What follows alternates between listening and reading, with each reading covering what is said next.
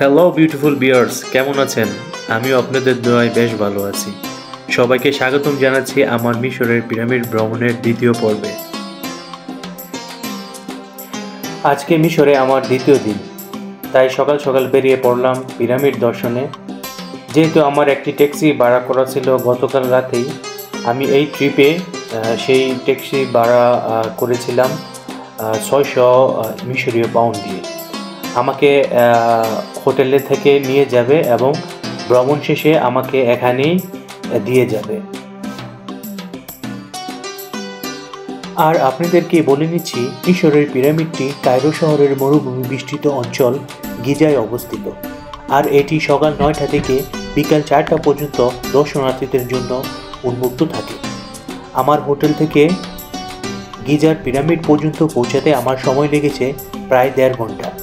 তাই আপনারা যারা গিজার পিরামিড ভ্রমণ করতে যাচ্ছেন, তারা সকাল সকালেই হোটেল থেকে বের হয়ে একটি ট্যাক্সি করে চলে আসবেন। কেননা যতই সময় যাচ্ছে ততই যেন রোদের তীব্রতা আরও বাড়ছে। তাই সবাইকে আমার রেকমেন্ড থাকবে, আপনারা সকাল সকালেই পিরামিড দেখার জন্য চলে আসবেন। আমি এখন আছি পিরামিডের যেই মূল গেটটি, তার পাশে। এটি হচ্ছে পিরামিডের ভিতরে প্রবেশের মূল গেট। তার ঠিক ডান পাশেই একটু ভিতরে টিকিট কাউন্টারগুলো অবস্থিত। আর এখানে আসার পর আপনারা অনেক ট্যুর গাইডকেই দেখতে পাবেন এবং এই ট্যুর গাইডরা আপনাকে ইমপ্রেস করার চেষ্টা করবে ওদের থেকে ট্যুর প্যাকেজ কেনার জন্য। আর ওরা আপনার টিকিট থেকে শুরু করে যাবতীয় সব কিছুই বহন করবে, যেমন টিকিট, ভিতরে যানবাহন এবং দর্শনার্থীদেরকে ঘুরিয়ে দেখার সব কিছুই তারা সরবরাহ করবে। তবে এই প্যাকেজগুলো খুবই ব্যয়বহুল, তাই আমি আপনাদেরকে রিকমেন্ড করব আপনারা ওদের থেকে প্যাকেজ না নিয়ে নিজের মতো ভ্রমণ করবেন। এতে করে আপনাদের অনেকগুলো টাকা বেঁচে যাবে। যাক, সব কিছু সুন্দর মতো হয়ে যাওয়ার পরে আমি ভিতরে প্রবেশ করলাম। তবে ভিতরে প্রবেশ করার জন্য আমি কিন্তু তাদের থেকে একটি ঠিকই প্যাকেজ নিয়েছিলাম। যেহেতু আমি আরবি ভাষায় খুবই দক্ষ ছিলাম, তাই আমি আমার ড্রাইভারের সাথে কথা বলে খুব কম প্রাইসে একটি ঘোড়ার গাড়ির জন্য 1 ঘন্টার জন্য রিজার্ভ করলাম এবং এই 1 ঘন্টা সে আমাকে সব কিছু ঘুরিয়ে দেখাবে এবং সেখানে যেই প্যানোরামা সাইটটি আছে সেখানে নিয়ে আমাকে কিছুক্ষণ সময় দিবে, যাতে আমি বেশ কিছু ছবি তুলতে পারি। এবং তারপরে সে আমাকে নিয়ে আসবে খাফুর পিরামিডের পাশে, যেখানে আমি ইচ্ছা করলে কিছুক্ষণ অবস্থান করতে পারবো। যাক, সব মিলিয়ে 1 ঘন্টার প্যাকেজের জন্য আমার কাছ থেকে সে নিয়েছিল 1000 পাউন্ড। ভিউয়ার্স, চলে আসলাম পিরামিডের খুবই কাছে। আপনারা যারা দেখতে পাচ্ছেন আমার সামনে যেই বিশাল বড় পিরামিডটি, এই পিরামিডটির নাম হচ্ছে খুফুর পিরামিড। এটি আজ থেকে প্রায় 4500 বছর পূর্বে নির্মিত, যার নির্মিত সময়কাল প্রায় 20 বছর। আর এটি এতই বিশাল বড় যে এটি বর্তমানে মানব সৃষ্ট 6টি স্টেডিয়ামের সমান এবং এর উচ্চতা প্রায় 42 তলা বিল্ডিংয়ের সমান। আর পিরামিড নির্মাণ করার জন্য যেই কনক্রিটগুলো ব্যবহার করা হয়েছে, এগুলো বাইরের দিকে যেই কনক্রিটগুলো, এগুলার এক একটির ওজন প্রায় একটি গাড়ির সমান। আর ভিতরের দিকের যেই কনক্রিটগুলো ব্যবহার করা হয়েছে সেই কনক্রিটগুলো প্রায় 20টি গাড়ির সমান। তবে চিন্তা করে দেখুন এক একটা পাথর কত বড়। আর এখন আপনারা যেই পিরামিডটি দেখতে পাচ্ছেন, এটি হচ্ছে খাফুরের পিরামিড।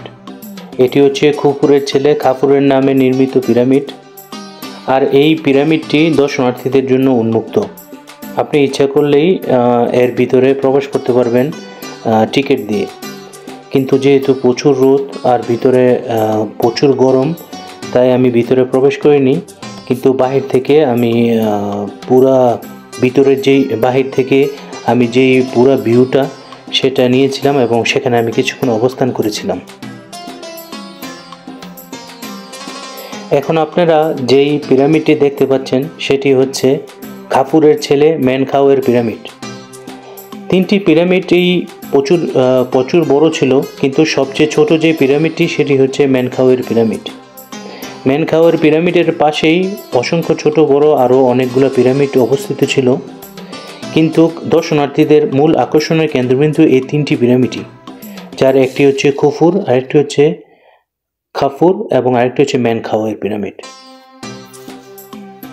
দূর থেকে পিরামিডগুলো দেখতে এক একটা পিরামিড গম্বুজের মতো দেখাচ্ছিল। যতই পিরামিডের সামনে যাচ্ছি, পিরামিডগুলোর জন্য ততই দূরে সরে যাচ্ছে। তার মানে এগুলো এতই বড় যে যত দূরে যাচ্ছি যেন মনে হচ্ছে ততই এগুলো বিশাল বড় আকার ধারণ করছে। পিরামিড দেখতে দেখতে যখন পিরামিডের প্যানোরামা সাইটে চলে আসলাম, তখন আমার যেই ঘোড়ার যেই ড্রাইভারটা ছিল, সে আমাকে অফার করলো কিছু ছবি তোলার জন্য। তো আমি তাকে বললাম আমাকে বেশ কিছু ছবি তুলে দেওয়ার জন্য। তো সে আমাকে খুব সুন্দর সুন্দর অনেকগুলা ছবি তুলে দিল। তো আপনারা স্ক্রিনে যে ছবিগুলো দেখতে পাচ্ছেন সেগুলো আমার ভ্রমণকালীন ওঠানো ছবি। পিরামিডে আসবো আর পিরামিড টাচ করে দেখবো না, সেটি কি হয়?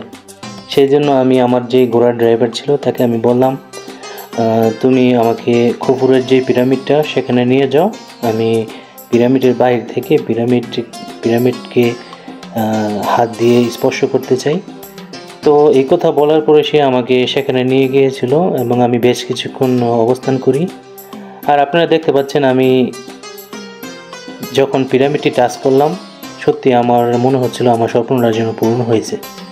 তো মহান আল্লাহ রাব্বুল আলামিনের দরবারে অসংখ্য শুকরিয়া যে উনি আমাকে পিরামিড দেখানোর তৌফিক দান করেছেন। সেজন্য আল্লাহর দরবারে লক্ষ কোটি শুকরিয়া।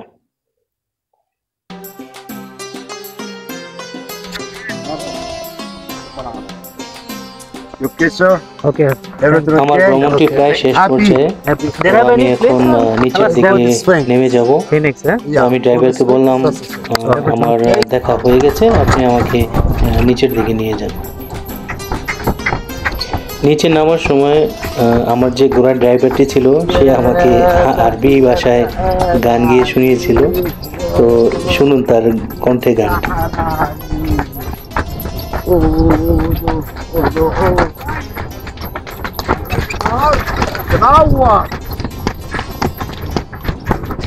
যদিও আমি গানটি কিছু বুঝিনি, তবে আমার কাছে মনে হয়েছিল লোকটি খুবই ফানি এবং খুবই মজা করেছিলাম।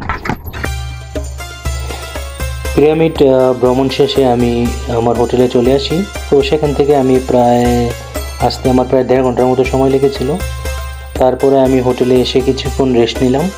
রেস্ট নিয়ে আমি বেরিয়ে পড়লাম নীল রিভার দেখার জন্য।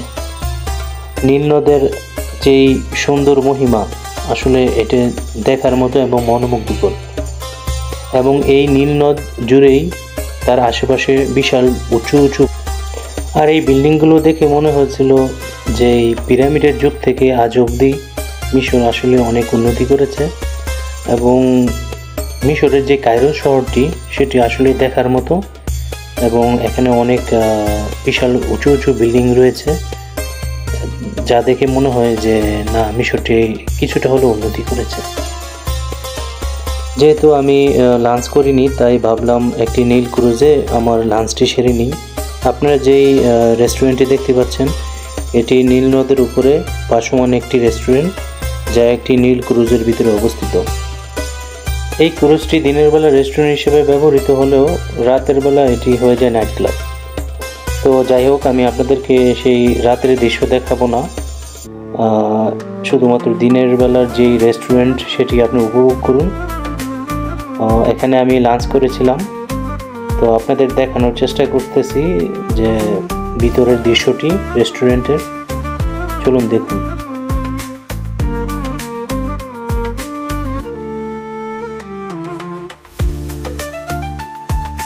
আপনারা দেখতে পাচ্ছেন আমার যে খাবারগুলো আমি অর্ডার করেছিলাম, সত্যি বলতে আমি যা ভেবেছিলাম তার চেয়ে খুবই কম। এই খাবারগুলো এবং নীল ক্রুজে আমি প্রায় 2 ঘন্টার মতো অবস্থান করেছিলাম। সব মিলিয়ে আমার কাছ থেকে তারা আমার কাছে চার্জ করেছে মাত্র 550 ইজিপশিয়ান পাউন্ড, যা আসলে অনেক কম।